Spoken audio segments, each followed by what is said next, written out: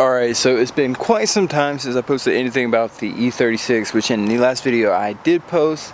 It actually broke down, and I know a lot of you, pretty much all of you, are here because of the E36, not really the Miata, which I've just fixed. I've been working on it nonstop, which is why I haven't put out a video in quite a few days, but I just now got it done. I think it should be drivable and ready for the next event, which is this coming up weekend, so I have about a week to finish everything up.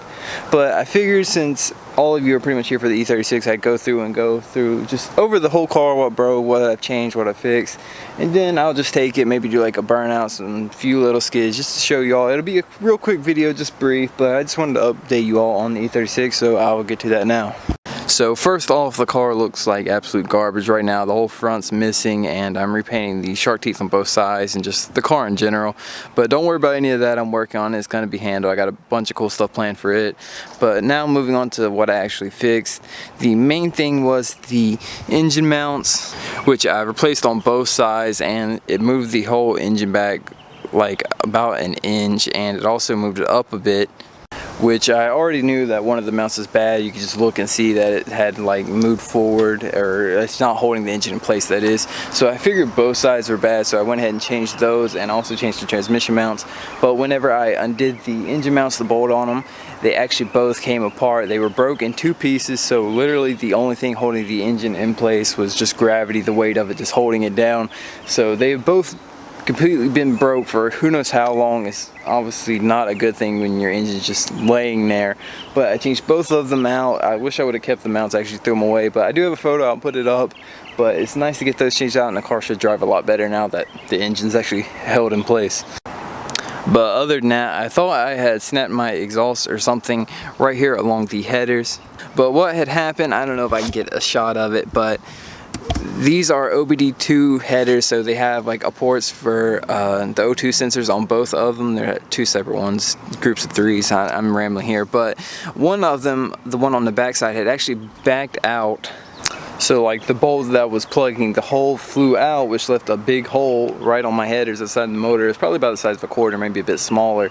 So obviously it was just popping, all doing all this weird stuff, which I thought it broke like engine mounts and moved it and strained the exhaust and cracked it somewhere. That's why I pulled it off to check it. But it's just that hole, and I just went ahead and plugged it with the O2 sensor, which actually had some nice stainless headers that I was gonna throw on that I got from a good buddy of mine, which I decided not to use just because they didn't have any studs here for the exhaust to bolt onto, and I didn't feel like going to the hardware store because I'm going to be pulling the exhaust off anyways in a couple weeks to turbo the car, obviously. But that's enough talking. I don't want to blabber too much about it. Those two were just the two main things I needed to fix, which I've now done. But now I will get Ruby. We'll go out and try and test this thing out, see if it's still ripped. We'll do a burnout. I'm sure it will. It has been on jack stands for a week or 2 weeks, but we'll put it down, we'll take it out and see if it rips.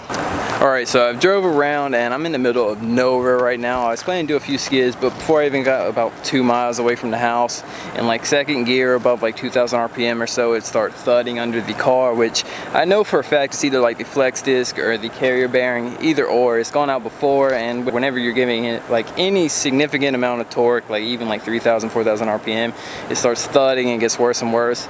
And even just driving here, it's gotten pretty bad, so I'm not really going to do anything. I'm not going to leave you empty-handed though. I'll do one burnout.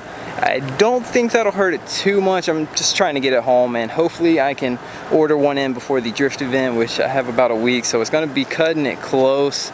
But if all else fails, I might have to go to the junkyard, I guess, just pick one up. But I'll try to work something out. I want to make this event. I missed the past two, and it's driving me nuts. But now I'll just rip a quick little burnout, first, second gear, I don't know. But hopefully nothing breaks, and then I'll go home and I'll just talk a bit more about the car event, just general stuff like that. But let's get to it.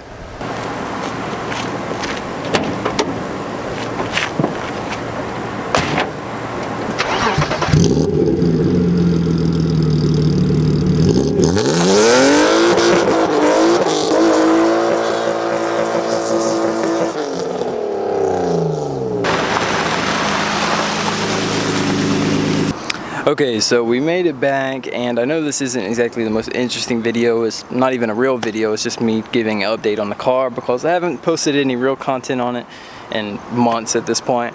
But I figured it'd be better to go out and try a couple skids after talking instead of just sitting at a desk and stuff like a lot of people do. But it didn't work out. But other than that small issue with the car, it feels really good actually, which I was worried because it's set for ages at this point. I haven't really drove it at all, but the engine feels healthy and everything's like steering suspension wise actually feels really tight. I was worried because I just installed the Joe angle stuff. I was worried about the alignment being off and just stuff being loose, but it feels really good. I think it's ready for the event other than the drive shaft issue, so I'll try and fix that. But I'm hoping to make it there the 14th, and after that I will start the turbo build, which I know I've been saying in a while, but I'm just going to end the video here. I don't want to talk too much, so if you have any questions about the car or anything, you can ask obviously, but stay tuned. There's going to be a lot of content. I've got a lot of parts I'm going to be throwing on this week, the next week, and so on. But until then,